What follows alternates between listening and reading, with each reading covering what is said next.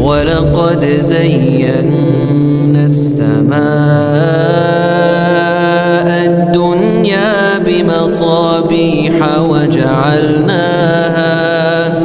وجعلناها رجوما للشياطين وأعتدنا لهم عذاب السعير.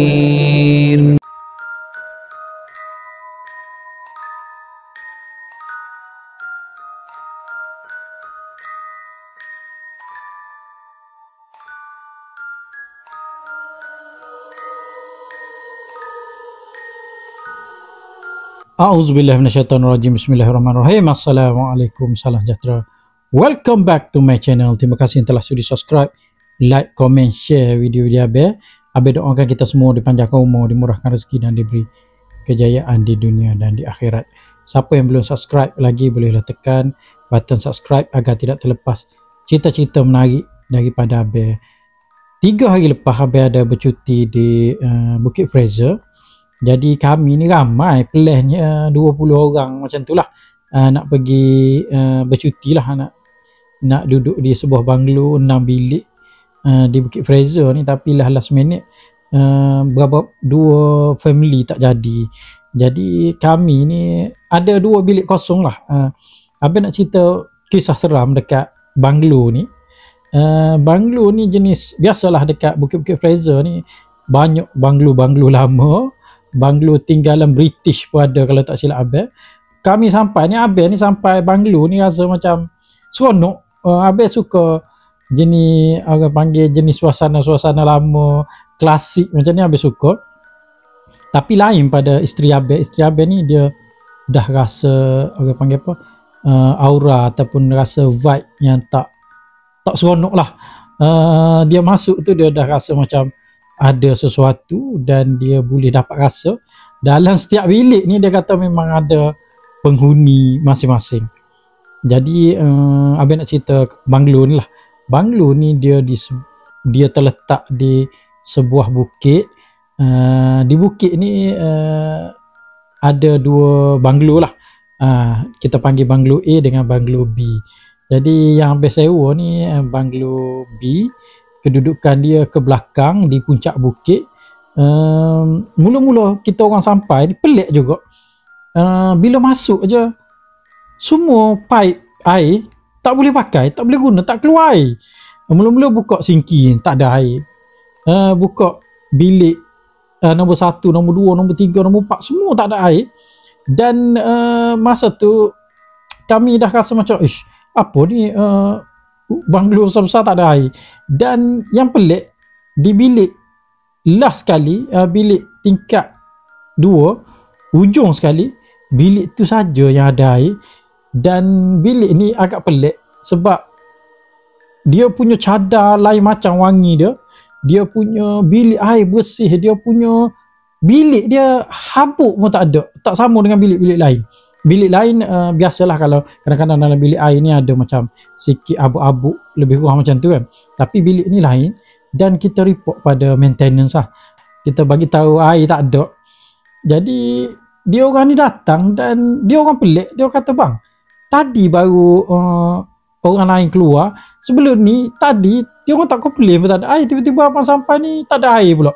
Jadi Abel cakap lah, manalah Abel tahu sebab kita buka-buka semua tak ada air. Jadi geng-geng maintenance ni dia naik tangki air apa semua, setting situ, setting sini, 2-3 jam juga baru ada air.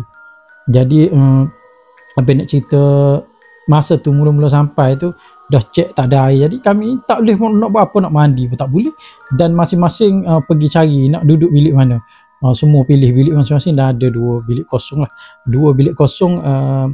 Bilik kosong nombor 1 ni dia di tingkat 1 bahagian ujung. Dan bilik kosong yang kedua adalah di tingkat 2 paling hujung juga bilik. Abang kata bilik bersih tadi lah. Jadi masa tu tak jadi apa-apa lagi, tak ada lagi cerita seram. Cumanya ialah bila sampai ni kita orang terus panaskan makanan yang kita orang bawa dan makan masa tu. Dan anak Abel ni Akil ni dia biasalah budak-budak dia duduk pusing situ pusing sini dengan dia duk naik tangga, turun tangga, bahaya benda tu kan. Jadi biasalah budak-budak. Dan masa tu petang tu abe ambil sofa yang dekat ruang tamu tu, abe blok tangga tu, tak bagi dia naik, tak bagi dia turun lah. Dan cerita seram berlaku start daripada waktu maghrib hari pertama abe duduk di banglo ni. Masa tu abe buat recording, abe record video, tajuk video tu bunian. Jadi masa tu abe guna bilik belakang ni lah, bilik tingkat nombor 2 belakang sekali, yang abe kata bilik yang pelik ni. Tapi masa tu sebenarnya kita orang semua ni tak rasa pun bilik tu macam misteri, walaupun kita perasan yang bilik tu dia punya bersih, dia punya cadar dia bau wangi lain daripada yang lain. Abe cuba masuk dalam bilik tu dan abe nak buat recording video, abe nak buat record videonya di balcony bilik tu lah. Dan di balcony bilik ni memang sesuai kalau nak buat cerita seram, sebab dia punya pemandangan belakang dia ni dengan pokok-pokok, nampak hutan dengan kabus, memang sesuai. Tapi abe tak boleh nak buat video dekat situ sebab ramai budak-budak kat bawah ni, dia bising, so dia ganggu abe punya proses untuk buat video. Jadi abe pun masuk lah, masa tu dah 6:30 petang dah nak gelap dah. Masa tu abe masuk dalam bilik, abe tutup pintu balcony tu. Bila duduk dalam bilik tu, kita dah rasa sunyi lah dan sesuai nak buat video. Dan masa tu abe perasan dalam bilik air ni ada orang tengah mandi. Masa abe duduk tengah bercakap, rupanya dalam bilik air tu yang keluarnya isteri abe, dia mandi dekat dalam bilik air tu. Bila dia keluar tu, dia tengok abe ni, dia macam terkejut dan dia macam melompat sikit. Abe cakap dalam hati, kenapa bini aku ni melompat pula? Dia melompat seolah-olah dia terpijak sesuatu, dan dia pandang dekat atas siling ni, dia pandang kat bawah, pandang atas pandang bawah, macam dia tengok ada benda jatuh daripada atas siling lah. Jadi abe tanya dia, yang okey ke yang? Dia cakap okey. Jadi dia cakap kat abe, dia kata ada benda. Abe kata ada alan ke? Alan ni bahasa abe dengan dia je, bahasa rahsia. Maksud dia alan ni hantu. Abe dengan member abe dengan wife abe ni memang banyak penggunaan kata-kata rahsia. Macam dalam askar lah, kadang-kadang kita guna kata rahsia ni tak bagi orang tahu lah. Contohnya kalau kita nak buat sesuatu, kita bagi ada kod-kod rahsia abe dengan dia lah, tak bagi orang tahu. Dan abe tanya dia ada halan ke? Dia cakap tak apalah, dia kata nanti saya yang cerita, dia kata. Dan abe tanya dia lah, bahaya tak? Boleh tak buat konten, abe buat konten ni? Dia kata boleh, dia kata tak ada masalah pun. Sebab abe takut kadang-kadang kalau tempat makhluk-makhluk halus ni, kalau dia tak suka ni, dia boleh apa-apakan kita lah. Memanglah nak beri sakit ni bukan makhluk halus ni, tapi Allah dah bagi dia kelebihan, dia boleh untuk menyebabkan kita rasa sakit. Dan abe tahu kalau dia tak boleh nak buat kat abe, mungkin dia buat kat anak kita atau kat isteri kita kan. Kalau kita ni tubuh kosong atau panggil apa, tak ada pengisian ke, tak ada zikir ke apa, senang lagi dia nak sakitkan kita lah. Jadi masa tu abe teruskan buat video, dan habis video semua tu masa tu dah masuk waktu maghrib. Jadi ramai yang dah sembahyang semua, dan geng-geng ibu-ibu, geng-geng perempuan ni masuk ke dapur lah, prepare barang untuk buat barbecue. Jadi pasal yang isteri abe melompat tadi, nanti abe ceritalah sebab apa dia melompat, dan ini adalah cerita seram. Jadi masing-masing pun dah prepare lah, dah maghrib tu dah prepare dah semua untuk barbecue. Semua yang tak mandi pergi mandi semua, walaupun tempat tu sejuk, tapi kalau tak mandi kan kadang-kadang kepala boleh jadi sakit juga kan.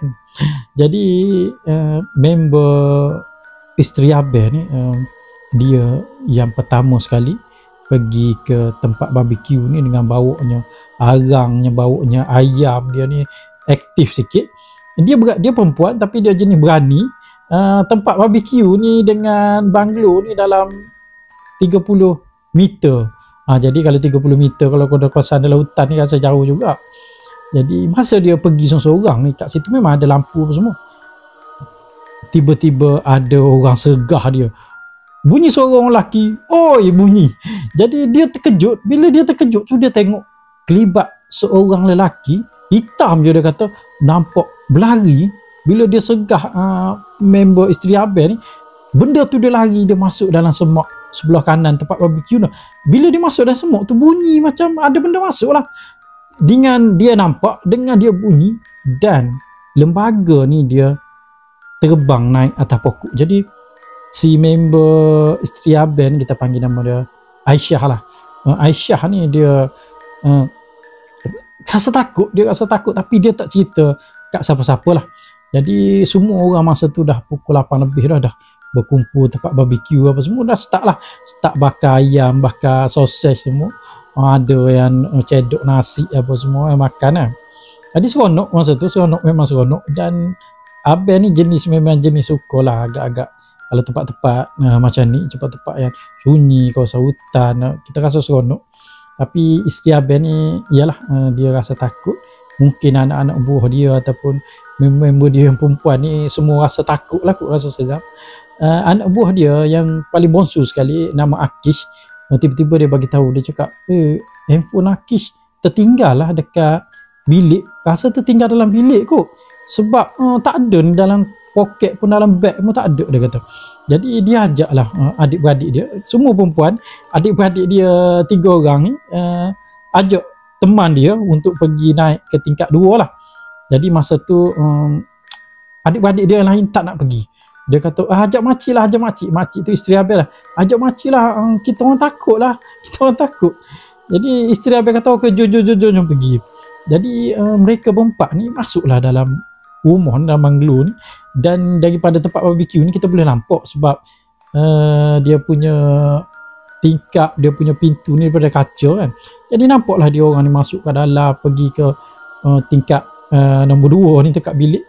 Dan isteri Abel masa tu dia tunggu dekat depan bilik, dia tunggu anak-anak buah dia ni masuk dalam bilik, cari handphone lah. Dan bila cari-cari ni terjumpa handphone. Masa terjumpa handphone ni juga, isteri Abel dia perasan dekat bilik hujung, bilik yang misteri tu, nampak seolah-olah pintu bilik tu terbuka. Jadi dalam bilik ni memang lampu memang terbuka, pintu tertutup, tapi dia perasan tiba-tiba pintu dalam bilik tu terbuka. Dan dia rasa macam angin kot, dia kata. Dia perhati betul-betul, dia tengok ada seorang perempuan, rambut panjang, muka tak nampak lagi masa tu, rambut panjang, baju putih sama tinggi dengan dia, keluar daripada dalam bilik itu. Dia lambai dekat bini Abel. Bila dia lambai tu, bini Abel ni dah tak tahan dah. Dia menjerit dah, dia bertempik dah. Dia tertempik. Bila dia menjerit macam tu, anak-anak buah dia ni semua berlari turun ke bawah. Dan yang paling peliknya, kan Abel cerita dekat bawah tangga ni kita halang atau kita blok dengan sofa yang besar tu, tak bagi anak Abel naik lah. Jadi keempat orang yang perempuan ni selak kain ni semua, dia cerita, isteri Abel cerita ni, semua ni melompat sofa ni, boleh lepas sofa tu. Jadi kita tengah barbecue semua ni terkejut, pasal lah bising-bising semua dengan bunyi suara menjerit, dengan bunyi suara ketawa pada. Jadi dia orang ni ada yang tak pakai seliparnya, semua berlari ke tempat barbecue ni. Bini Abel nombor 1 sampai, dan dia orang ni tercungak-cungak. Jadi kita orang tanya, kenapa, ada apa? Ada hantu. Abel ni jenis macam kadang-kadang kita spontan lah, ada hantu ke? Jadi isteri Abel kata tak ada lah. Dia kata bukan hantu, dia kata saja sayang usik budak-budak ni. Jadi budak-budak ni macam mau panggil dah macam nervous dan macam penat. Tapi dia orang ni pelik juga, dia orang ni kira Abel respect juga lah ke budak-budak ni, walaupun dia rasa ada benda tapi dia tak cerita apa-apa pun, dia senyap. Jadi isteri Abel ni dia dah penat, dia berlari tadi. Jadi dia pergi dekat kursi panjang, orang lain ni semua duduk makan, duduk bakar ayam apa semua kan, duduk sembang-sembang semua. Jadi dia pergi dekat member dia seorang ni, duduk kat kursi panjang tempat barbecue lah, dia kawasan taman juga. Jadi dia pergi baring atas riba, atas pohon member dia yang seorang lagi. Bila dia baring atas member dia ni, dia menghadap bilik yang tingkat nombor 2 ni kan, sebab kita duduk tepi banglo ni. Jadi bila dia terpandang, dia nampak atas bumbung bilik tu ada Pontianak Pontianak ni rupanya yang tadi yang buka pintu bilik ni, yang lambai kat dia baru masa tu baru jelas nampak muka Pontianak ni. Dia kata memang muka dia memang buruk, memang dia kata dia tak boleh nak imagine muka tu. Dia dah selak dah, Pontianak tu dah selak dah rambut dia, dah nampak muka dah dengan baju putihnya. Masa tu dia kata dia pejam mata, dia tutup macam dia buat macam ni lah. Tapi isteri Abel memang dia tak cerita kat kami ni. Bila kami dah asak-asak dia suruh cerita ni, barulah dia cerita. Itu pun bila sampai dah kat rumah dah bila kita balik dah daripada Bukit Fraser, baru dia cerita semua. Jadi Abel tanya dia, okey, yang dalam bilik itu, yang masa Abel tengah recording ni, kenapa dia tengok atas dan dia tengok bawah dan dia macam melompat sebab macam terpijak sesuatu kan? Rupanya masa tu dia keluar daripada bilik air, Abel tengah buat recording ni, tiba-tiba dia kata dia terpijak darah. Dia nampak memang darah banyak dekat atas lantai dan dia melompat sebab dia terkejut, sebab dia terpijak darah ni memang fresh, darah merah lagi fresh. Dia rasa macam, ya kita tahu kan kalau darah tu fresh ke darah tu dah lama ke, kita tahu. So dia tahu bila dia tengok darah kat bawah ni, dia terkejut, dia takut abang luka tangan ke, kena pisau ke ataupun sebagainya. Jadi bila dia nak tanya tu, dia tengok darah tu masih menitik dan dia tengok dekat atas siling ni, darah ni daripada atas siling turun ke bawah. Jadi baru dia tahu yang dia nampak ni bukan darah betul. Dan masa tu Abel tanya dia kan, ada Alan ke? Jadi dia kata nantilah saya cerita. Makna dia tak nak cerita lagi pada Abel dan dia tu keluar pada masa tu. Jadi makna dia masa tu dia dah nampak ada darah dalam bilik tu. Jadi bilik ni kenapa kita orang baru tahu kan, bilik ni macam special sikit bila dah cerita hantu, macam bila dah masing-masing dah cerita pengalaman masing-masing cerita hantu, barulah member abang yang seorang ni, nama dia Muiz, dia bagi tahu dia saja je sebenarnya dia duduk bilik depan, tapi petang tu sebelum abang buat recording tu, dia masuk ke bilik ni, dia saja lepak-lepak di bilik ni. Dia kata masa saya masuk dalam bilik ni, tengah selimut, tengah duk main handphone ni, dia kata wangi, dia kata selimut dengan cadar ni, kata lain macam wangi dia, rasa sayang sangat dia kata dekat bilik ni. Dan bilik ni sangat bersih, dan bila dia nak keluar daripada bilik tu, dia kemas bilik tu, dia rasa macam dia nak iron cadar tu balik, nak suruh nampak cantik kan. Jadi itu peristiwa pelik satu kat bilik ni. Satu lagi, banyak-banyak bilik yang tak ada air, tapi bilik ni saja ada air. Dan yang ketiga, bilik ni memang sangat bersih. Jadi bilik ni kita rasa macam ada sesuatu kan.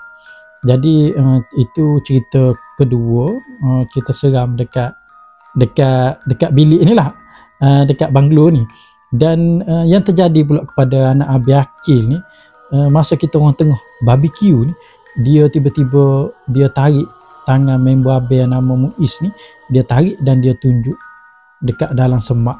Dalam semak tu rupanya tempat yang Aisyah tadi nampak lelaki yang segah dia ni masuk dalam semak ni, terbang atas pokok kan. Jadi anak Abel Akil ni dia tunjuk tempat tu macam dia nampak sesuatu. Jadi Muiz ni bila anak Abel ni tunjuk macam tu, dia ambil tangan dia macam tampak tangan Abel lah, suruh turunkan. Dia cakap lah kat kami, dia cakap Akil ni nampak apa, dia kata kan. Jadi itu satu peristiwa seram juga yang berlaku pada anak Abel, benda pelik. Dan yang keduanya, isteri Abel lepas pada dia nampak Pontianak tu ada dekat atas bumbung, dan tiba-tiba dia nampak ada satu lagi, dia tak tahu sama ada Pontianak yang sama ke atau Pontianak yang lain ada di sebelah, orang panggil kotak apa, DB ke kotak elektrik punya Swiss semualah kan. Jadi belakang kotak Swiss ni dia nampak ada Pontianak seekor lagi lah tengah duk berdiri kat situ. Dan anak Abel ni pula, dia boleh pula dia tarik tangan Aisyah ni nak pergi tempat Pontianak tu, tempat yang isteri Abel nampak benda tu. Dia macam nak pergi ke situ. Aku cakap dalam hati, Abel cakap dalam hati bila isteri dah cerita macam ni, Allah Rabbi, anak aku ni nak pergi tempat Pontianak kan, nak tengok hantu kan. Sebab muka Pontianak tu yang isteri Abel tengok tu memang sangat buruk lah. Tapi tak tahu kenapa anak Abel ni, mungkin dia dah biasa tengok benda-benda macam ni, dia rasa macam nak pergi tempat tu. Dan isteri Abel tu dah rasa tak sedap badan dah. Dan masa tu member Abel, dia daripada Kuala Lumpur ni, dia nak join kita orang punya program lah nak join, nama dia Aman. Dia ni daripada Kuala Lumpur ni, dia betul dah lambat dah, dekat pukul 10 baru dia sampai di Bukit Fraser ni. Dan Abang respect sangat kat dia, dan Abang rasa macam dia ni buat kerja gila ke, sebab dia seorang-seorang daripada Kuala Lumpur ni. Boleh tengok video dia, Abang ada buat podcast dengan dia pada malam tu lah. Jadi dia ni berani, dia seorang-seorang naik motor ni datang ke tempat Abang ni di Fraser Hill ni. Abang cakap kalau datang kereta seorang-seorang tu boleh kira sikit lah, ini dia seorang-seorang. Dan Abang cakap dalam hati, kalau ada benda menumpang ni macam mana kan. Jadi masa tu dia sampai dah pukul 11 lebih dah. Bila dia sampai tu, kita dah dengar daripada jauh motor dia, sebab rumah kita ni atas bukit, boleh dengar dah enjin motor dia sampai ni. Dan Abang buka gate, dia masuk lah. Dan dia masuk, masa tu semua orang dah masuk dalam banglo dah nak tidur dah. Tapi isteri Abang ni dia tunggu member Abang yang ni, tak tahulah sebab apa dia tunggu, tapi dia tunggunya dalam rumah, dan dia duduk dekat balcony lah, dia tunggu kat situ. Dan yang ada tempat barbecue ni cuma Abang, Muiz duduk kat situ berdua lah, duduk kat situ sementara tunggu member yang seorang lagi Aman sampailah. Jadi Aman ni bila dia sampai ni cerita isteri lah, bila Aman ni sampai, dia dah masuk dah kawasan tempat parking. Masa tu isteri Abang macam panggil dia lah, parking sini daripada tingkat 2 ni dia panggil parking sini.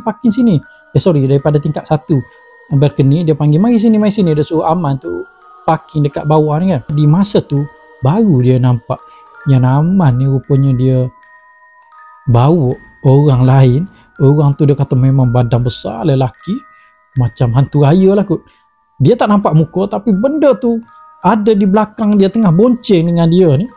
Dan dia kata masa tu sayang tak tengok dah kat Aman. Dia kata sayang paling muka kat lain, tapi sayang tunjuk tangan macam tu. Parking situ dia kata.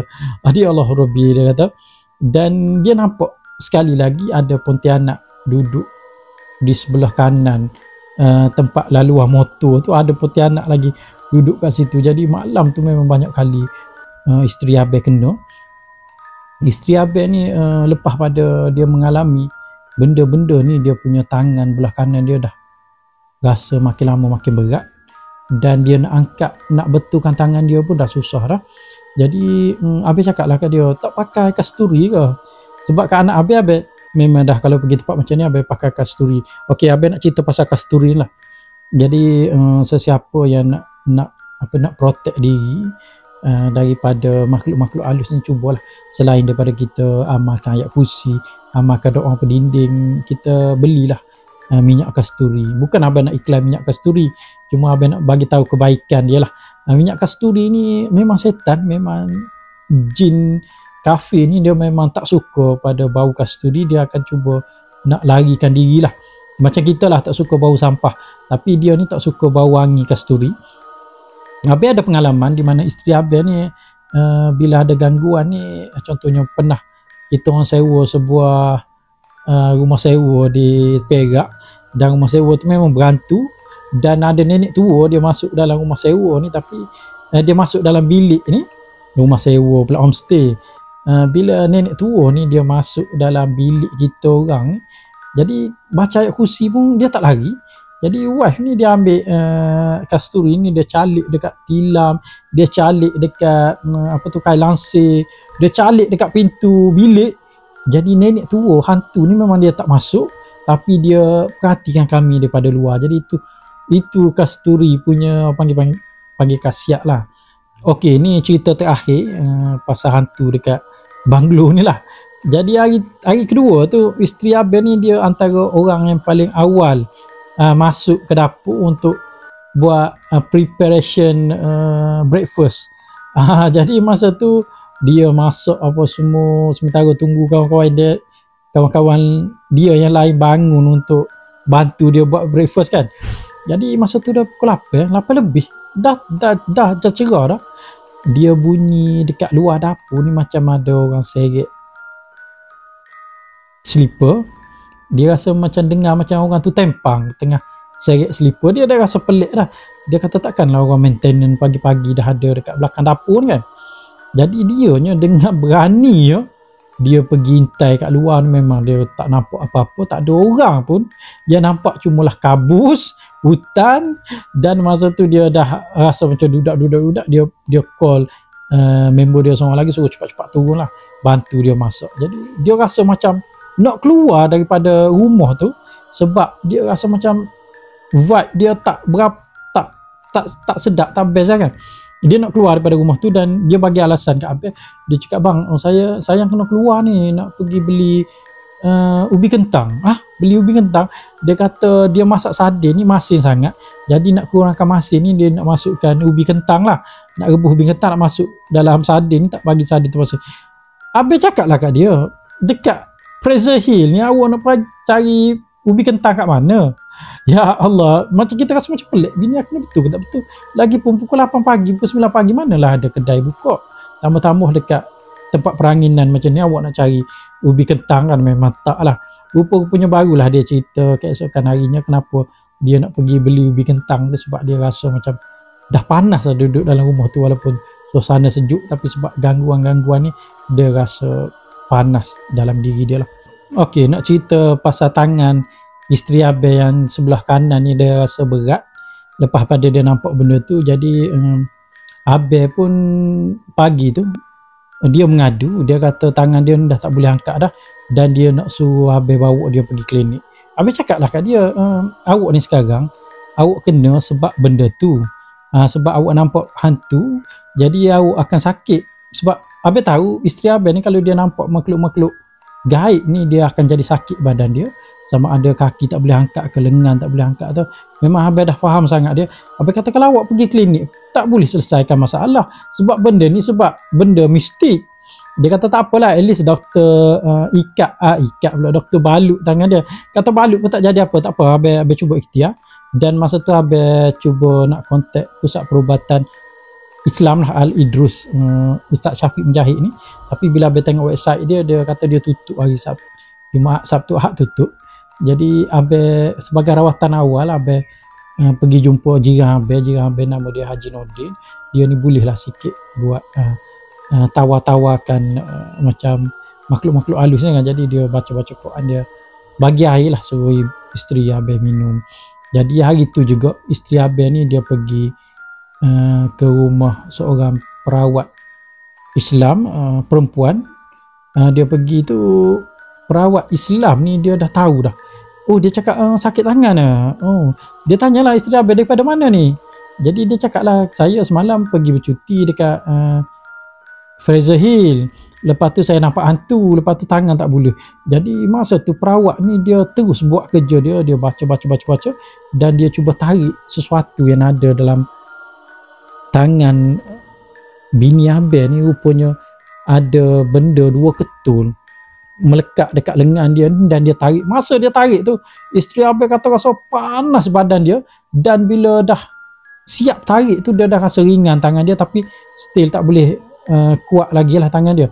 Dan perawat Islam ni dia dah terduduk dah, kakak ni dah terduduk dah. Dia kata memang kuat, dia kata muka dia dah merah, dan dia dah rasa nak pingsan. Dan lepas tu dia muntah tu, dia keluar darah dalam muntah dia. Dan dia kata tak apa, dia kata ini biasalah kalau saya berubah orang, memang macam ni, dia kata.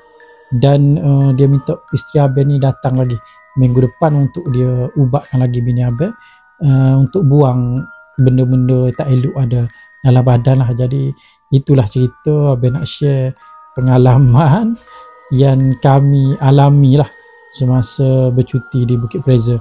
Jadi siapa nak bercuti tu, memang mana-mana tempat sebenarnya ada. Jangan pula cakap alah Abel ni cerita pasal Bukit Fraser, lepas ni tak ada orang nak pergilah Bukit Fraser. Sebenarnya tempat mana-mana tempat pun ada hantu, cuma kita nampak tak nampak. Dekat surau, dekat masjid pun ada apa panggil, ada jin, ada syaitan. Tapi atas kita, Allah nak tunjuk ke tak tunjuk, itulah cerita Abel. Semoga jadi pengajaran dan jadi pedoman pada kita semualah. Sekian, terima kasih.